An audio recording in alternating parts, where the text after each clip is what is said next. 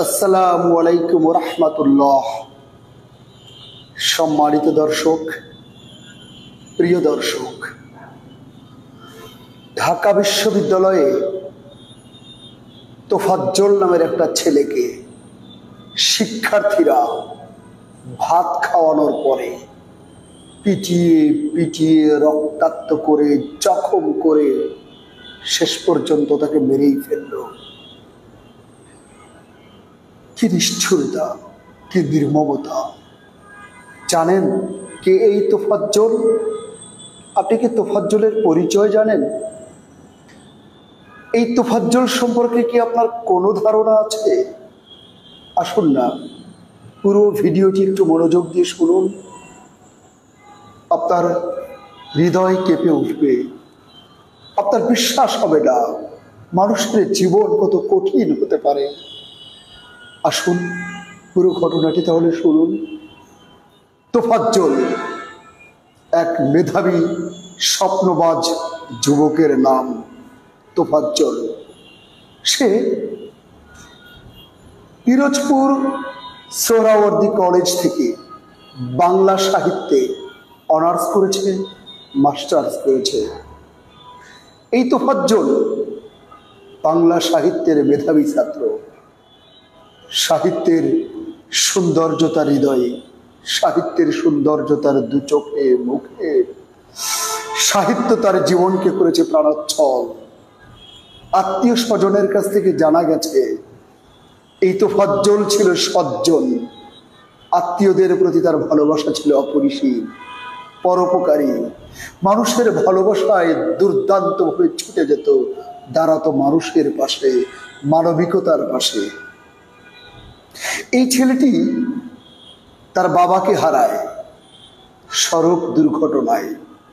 তার বাবা আব্দুর রহমান ছিল ব্যবসায়ী, মুদি দোকানদার, জুতোর দোকানদার। সে সড়ক দুর্ঘটনায় তার মৃত্যু হওয়ার পর তোফাজ্জল দিশেহারা। তখনও ছেলেটা চাকরি পায়নি। বোঝেন তো, বাবা কি চিনিস? বাবার হোটেল থেকে বের হয়ে দেখুন এক প্লেট ভাতের মূল্য কত। বাবা নামের বটবৃক্ষ যে হারিয়েছে সেই বোঝে সূর্যের প্রখরতা, সূর্যের তাপ কত বেশি, কত কঠিন। বাবাকে হারিয়ে ফেলল তোফাজ্জল। তারপর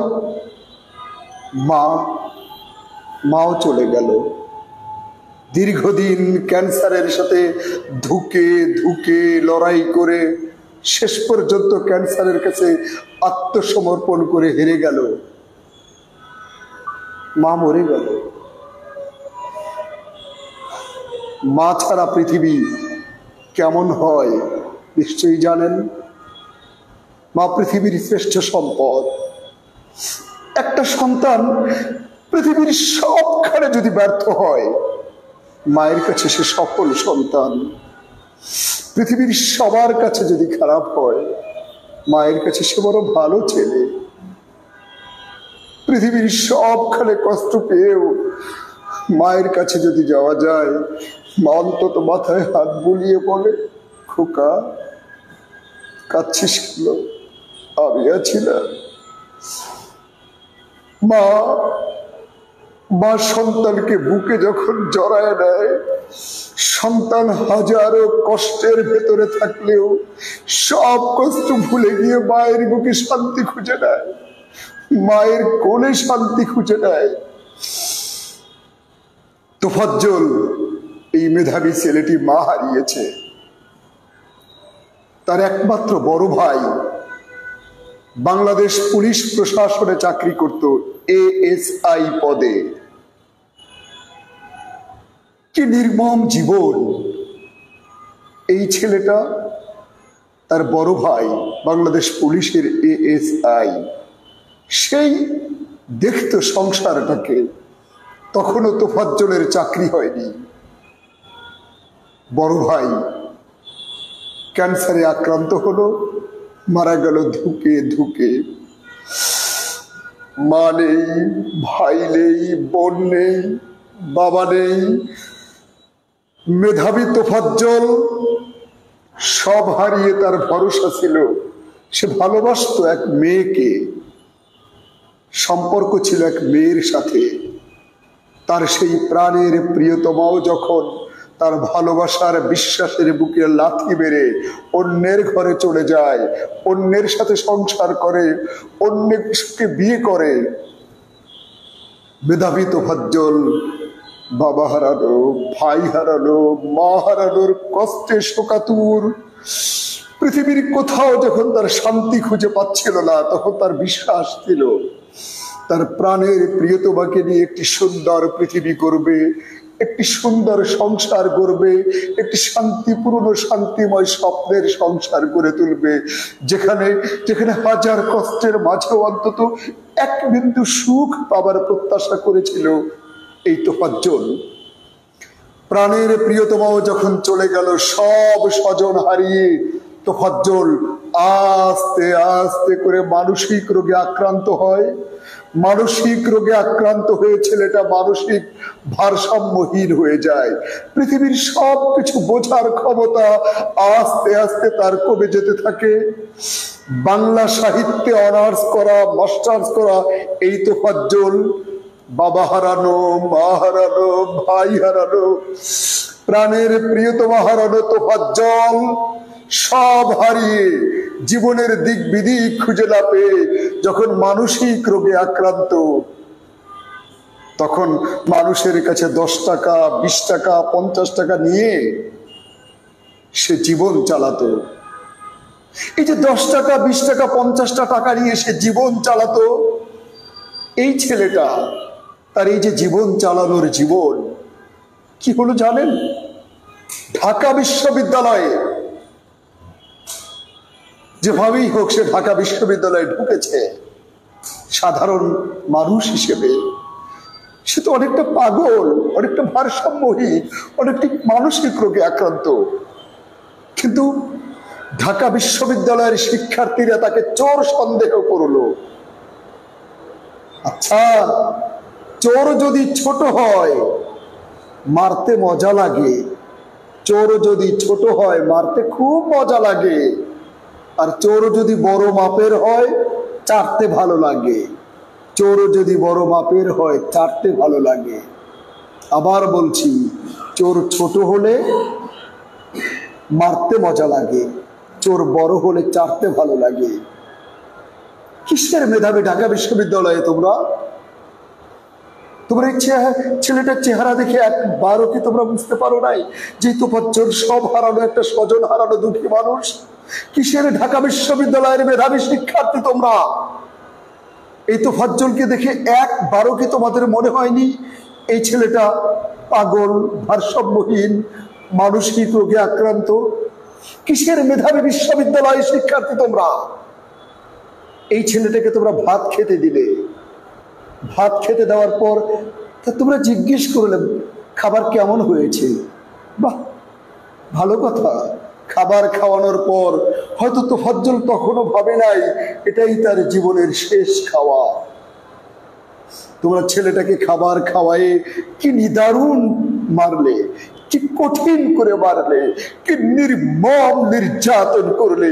কিসের ঢাকা বিশ্ববিদ্যালয়ের মেধাবী শিক্ষার্থী? কে বলেছে তোমাদেরকে ঢাকা বিশ্ববিদ্যালয়ে ভর্তি হতে? তোমাদের মেধাবী, তোমরা মেধাবী। ঢাকা বিশ্ববিদ্যালয়ের শিক্ষার্থী এই তোফাজ্জল ছেলেটাকে আপনারা সোশ্যাল মিডিয়াতে দেখবেন দু পায়ে পেটাতে পেটাতে দু পায়ের চামড়াগুলো তুলে রক্তাক্ত করে ফেলেছে। এই যে হাতের নিচে বাঁশ, উপরে বাঁশ দিয়ে দুই পার্শ্বে দুজন দাঁড়িয়ে হাতটাকে ভেঙে ফেলেছে। কি কঠিন নিষ্ঠুর ওরা! হাতটা ভাঙলেই হতো, আবার হাত ভাঙার পরে বলে হাত উঠা, হাত উঠা। তোফাজ্জল হাত উঠায়, আবারও পিটায়।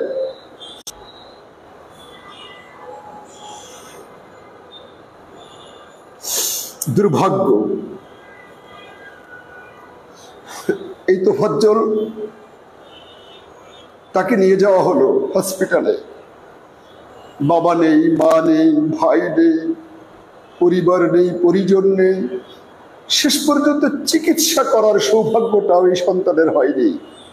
মৃত্যুর পরে পড়েছিল মর্গে, তাকে নেবার মতো কেউ ছিল না। শেষ পর্যন্ত ছেলেটার জানাজায় হাজার হাজার মানুষ। কেউ একজন দাঁড়িয়ে জানাজার আগে সবার উদ্দেশ্যে হাত তুলে বললেন, আপনারা তোফাজ্জলকে মাফ করে দেবেন, ও আর কোনোদিন আপনাদের কাছে 10 টাকা, 20 টাকা, 50 টাকা চেয়ে আপনাদের আর বিরক্ত করবে না। আপনারা তোফাজ্জলকে মাফ করে দেবেন। আমি বাংলাদেশ প্রশাসনের কাছে, অন্তর্বর্তীকালীন সরকারের উপদেষ্টাদের কাছে, স্বরাষ্ট্র উপদেষ্টাদের কাছে বলছি, এই মৃত্যুর সাথে ছাত্রলীগ নেতার জালাল দায়িত্বে ছিল। এই মারার সাথে ছাত্রলীগ নেতা জালাল নেতৃত্ব দিয়েছে। এই জালাল সহ যেই শিক্ষার্থীরা, যেই মেধাবী শিক্ষার্থীরা, মেধাবী নামের কলঙ্করা, কুলাঙ্গাররা এই সন্তানটাকে, এই পাগলটাকে বেড়ে শেষ করে দিল। এই প্রত্যেকটি খুনিকে আমি বলি সরকারকে গ্রেফতার করতে হবে, বিচারের আওতায় আনতে হবে, যাতে আর কাউকে এত নিষ্ঠুর করে পিটিয়ে পিটিয়ে মারানো হয়। আমরা এই সুষ্ঠু বিচার চাই। আল্লাহ, তুমি তোফাজ্জলকে শহীদ হিসাবে কবুল করো, এই ছেলেটাকে তুমি জান্নাতবাসী করো। আসসালামু আলাইকুম ওয়া রাহমাতুল্লাহ।